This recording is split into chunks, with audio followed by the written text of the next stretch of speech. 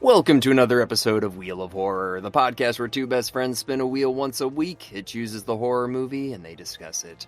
Today we're talking about 28 Weeks Later, which was directed by Juan Carlos Fresnadello. I'm your co-host, Alec. I'm Erik, and with us again is Justin Welikson, the other co-host of Fresh Film Fridays. Welcome back to the show, Justin. Oh, I'm Erik. Yeah, no, it's me. It's Justin. Every time we do that. Yes.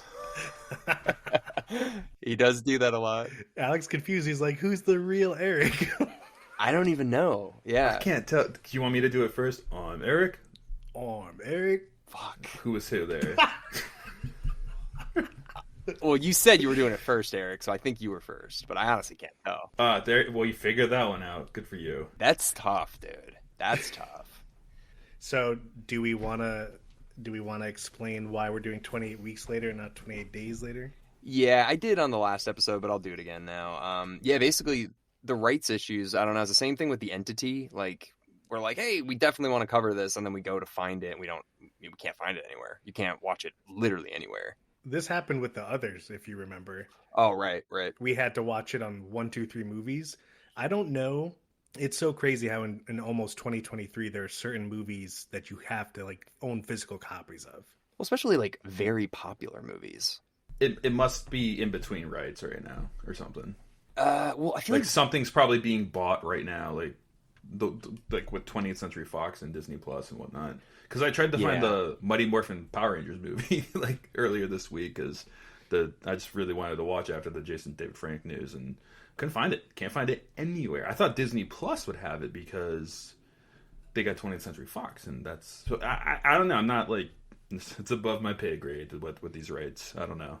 Yeah, maybe that's why the old Disney CEO came back, Erik, because he's like, we need more Power Rangers. Well, it's so weird though, because like 28 Weeks Later is on Hulu, which Disney owns Hulu, but 28 Days isn't, and they're all owned by Disney. So nothing. Yeah, maybe it's a Cillian Murphy issue. They're like, Cillian, people want to be able to stream, and he's like, no. Well, speaking of Cillian Murphy, I will say this. The latest news on if there's going to be a 28 months later is in 2020 and 2021, Imogen Poots and Cillian Murphy stated they would both be interested in reprising their roles. So they should wait till 2028. No, they shouldn't. That's too long. No, they should just do it. That's way too far. Well, we're getting to the point. It's going to be 28 years later is going to make more sense. I mean, we're really getting there. It's been, 15 years since this one came out? Yeah, they might as well jump ahead and say 28. Like, why not? Yeah. I've seen this movie so many times, but what about you guys? What is your experiences with this franchise, this movie specifically? Erik? Well, I'll start by saying 28 Days Later I have seen. I don't remember it as well because I've only seen it once. This movie, this is my third time seeing 28 Weeks. I believe the first time I saw it was with you, Alec, and I freaking loved it. I remember we were getting so pumped at the opening scene, which is amazing. But it's been about, I'd say like 15 years since I've seen it. It's been a while. What? So, yeah, probably around 15 years since I've seen 28 Weeks. So, yeah, and it still holds up. It really does. There's some things in it where you're like, okay, but dude, it's a great movie. Yeah, what about you, Justin? I mean, it hasn't been that long. I've seen it probably a few years ago. I like both of them. If I had to pick, I like 28 Days Later more just because I think the story is better, and I think some of the shots, there's different directors, by the way, which I don't like when movies do that with sequels, but some of the shots of the first one, I mean, just the concept of waking up in a hospital and like literally there's just no one, especially in London, like you don't hear cars, you don't hear like mopeds, nothing, you don't see anyone, and the shots they had where they were like panoramic of him walking and Big Ben's in the background and just there's nothing, it's fantastic. In 28 days. Yeah. It is amazing. I do want to talk about that opening scene in a minute too. Just my brief history with this as well. Yeah, same thing. My dad like showed me the first one. He's like, "This is such a good movie," and we were like 13 when it came out, and I loved it. And I remember he took me to see this one in Florida. I was down in Florida for something, and we went and saw it, and I was like, that movie's so good. I had such a crush on Imogen Poots. I was like, I'm in love with her. And then I remember I went back to work at Hoyt's, and we had the poster. So I still, to this day, have the 28 Weeks Later poster it says like quarantine, and it's got like the silhouette of a guy with a gas mask on and a gun. That's sick. Bought the DVD, dude. I love this movie. Is it a legit theatrical double-sided poster, It is. which goes in a light box, dude? You should hold on to that. I have that it. Could be worth something someday. That's awesome. Hunter and I put it up in our apartment during the pandemic. It was like quarantine sort of thing. Nice. But yeah, to your point though, Justin, rewatching it this time, remembering 28 Days Later, I was like, you know what? I think the plot is better in 28 Days Later. This one's super good, but I think like they're just different. That's more of like coming into an already crazy pandemic, and this one's like the start of another pandemic. So there's just two different sides of it, I guess. This one is at the end of the pandemic, and it kicks up again, which is such a cool idea. Well, no, it's not. It kicks up again, and they kind of like do at the end. It's like this is 28 weeks later again, and what is it's a good idea. It really is. It's a great sequel. Yeah, and it's cool because even at the end of this movie, they do 28 Days Later, and they show, exactly. They like Yeah, it's not that this one is bad at all. It's just that the original was just so good. Not only is it one of my favorite zombie movies, but just favorite movies in general. Yeah. Well, rage zombies are where it's at, Justin. We're all about rage zombies. Like the slow zombies, like Night of the Living Dead, sure. Walking Dead, it gets old. The rage zombies, it just does it for me. It just does it. Yeah, I wanted to talk to you guys about these zombies. Like these guys were like zombies on steroids because slow zombies that walk is one thing. Even running zombies is one thing. But dude, you can't even board up your windows because they were literally punching through the wooden boards and just like breaking the walls down. There's nothing you can do. Well, to be fair, these aren't really zombies. These are kind of like rabies-infested humans, kind of. Right. Don't be that guy. No, he's right. It's not really a zombie. They're not dead. They get infected. Yeah, and then they become, because they can starve to death. I don't think zombies can starve to death, because they say that it only took them 5 weeks for people to starve to death.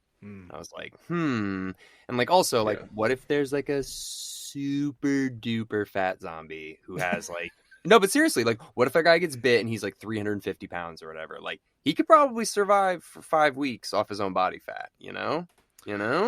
I do like, obviously, Jeremy Renner in this. I thought he was great. Rose. Hell yeah. Byron? I don't know how to say it. She was great. Harold from Lost. We got Harold from Lost in there. And I completely forgot Idris Elba was in this movie. Oh, yeah. Completely forgot he was in this movie. I remember, the bridesmaid. We just did Prom Night a couple months ago, and it's so funny. This came out right before Prom Night, and Idris Elba's in both of those. You're like, what was his agents doing? They're like, you want to do horror, Idris? He's like, not really. Yeah. He was in a lot more than I remember. Yeah. And then, Jeremy Renner, he grew up right here. Can you do your impression? Like, do it for real. You grew up right here. That's pretty good. Pretty good. Who else was in it? That was oh my god, dude, Harold from Lost, when he was just like, where's Doyle? I was like, where's Walt? Like, Walt! I just love the scene at the end with him with the helicopter. He's like, I'm not fucking taking these people. Like, well, I thought the same thing when there was a bunch of people and they're like, we had a helicopter, and I'm like, well, Alec, helicopters can only hold so much weight, and there was like 8 people with them. I'm like, a lot of these people are gonna die, hopefully. But there's that one guy who like grabs onto the helicopter. Right. I love that scene because it's like, okay, so that happens and the helicopter goes like berserk, but then you mow down like a whole, like it's like, and the helicopter's fine. Oh my god, it was wildly insane. Unrealistic. Like if he mistimed that and he like 3 inches too forward and hit a rock, it would have been like, of anything. Done. Oh, if it hit the ground, the whole thing's gonna explode. Or if it hit like a little bit like too thick of a tree, or like just gone, done. So, as much as I like this movie, there was one single thing that really bothered me throughout it that I thought was really stupid. What? The way the prisoner was locked up. So I'm picturing myself like they're in England. They get this one opportunity, this miracle opportunity where there's no zombies. Wait, which prisoner? Which prisoner? What are you talking about? The mom? Yeah. Okay. The mom, yeah. They have this opportunity to rebuild civilization. And then they find this woman who's a carrier, who's both, right? Like she wasn't a zombie, but she wasn't like really all there. And 1, they tie her up. Probably should have tied her up a little more. 2, they should have put something over her mouth, right? Yeah. But here's the biggest issue I have. If this one person, who's probably the most important person on the planet at this time, 0 guards guarding the room, number 1. They should have had like 6 dudes with fully automatic weapons guarding that door. And number 2, I understand that British dude has like access to the base, but you're telling me the general didn't authorize like certain key cards to not enter that room? He says that at the beginning of the movie. He says, I have all access everywhere. Somehow, after living in a barn, I all of a sudden have all this access. That's and true. like there weren't cameras or any alarms where Idris was like, wait a minute, why is that door open? Well, here's even more, Justin. So they even say to that guy, it's like, yeah, by the way, your kids are back and your wife. So they know that that's his wife. So maybe they should remove his access to have all full access to every door. Yes. They know that's his wife. They know, hey, maybe he's going to be in there. Guys. What year is this? 2005? Seven. You're talking about a post-COVID like world right now. Like obviously we wear masks now, and obviously the mom would be wearing a mask, Justin. But we didn't know that in 2005. And then like he knows she's infected, and he goes up and he didn't like peck her. He's like, I missed you. He was like sucking on her tongue, like, oh baby, like exchanging saliva. And I'm like, we saw some saliva. What did you think was gonna happen? Give me that wee little tongue. It goes, no, dude. Well, all right. Let's kind of like work into this a little bit because we jumped over the whole beginning of the movie. So yeah, so that is ridiculous how we get to that part. That's how the outbreak starts. But even before that, it starts off with the British guy from Full Monty, who's basically just British, Nomar Garcia Parra. What's his name? Is that the same? It looks like the same guy from Dawn of the Dead. Is it him too? It's not him. He looks like Nomar Garcia Parra. You're right. Oh my god. But anyways, so that guy, the lead guy, Don, him and his wife are in this cottage or whatever, a wee little cottage, and they're in there eating like spaghetti, and they're living with a bunch of random people. Zombies break in, little kid breaks in. He's like knocking on the door, some little kid, so the mom lets him in. Would you let the kid in? What would you guys do? I mean, I would let him in and then immediately check his body for bites. They were just like, come sit down. It's like, have some spaghetti. Don't use a fork. I think I'd be like, sit down at the door. Let's talk. What's going on? Are you getting chased right now? Are they right behind you? Like, dude, you got to be careful in this world. This kid's panic running through the town, right? Mm-hmm. Why did he knock on that door? He said he tried a bunch. Yeah, but he was really persistent on this one house that happened to have people. It's a good point, Justin. Maybe because they were cooking. Maybe he could smell the food. Probably. Ooh, wow. Good. He's running for his life, and he's just like, pasta. Well, dude, you saw how he eats it. You see how he eats the pasta. If you smell pasta, you're starving. I'll smell. And it's been at least a few weeks where this kid hasn't like smelled like real good food in a while. He's probably been eating like canned beans and shit. So he smells actual food. He's like, what? He's eating Chef Boyardee with his hands. He's running by, and he's just like, is that some fucking ragu? I smell me some pasta, I do. He goes Hello, over. sir. He's like, please, sir, may I have some more spaghetti? But he's eating it with his hands or whatever. So, all right, so you guys let him in. First of all, it seems like everybody in that house hates each other. They're like, your stupid boyfriend's fucking dead, or whatever. They're like all arguing. But the little kid comes in, ruins everything. So the zombies do follow the kid. The kid breaks into the house, and then Don is like, we need to leave. And his wife is like, I'm going to sacrifice myself and you for this kid we just met. I'm on Team Don, guys. I'm sorry. Yeah. I mean, what are you saying? You're Team Don? Yeah, I kind of am, dude. I mean, in that situation, Alec, and like Justin, we both have kids. You got to think for the kids too. It's like, okay, I'm still gonna fight for my kids that I hope are still alive. Right. And you made the decision to choose another kid that's not our kid.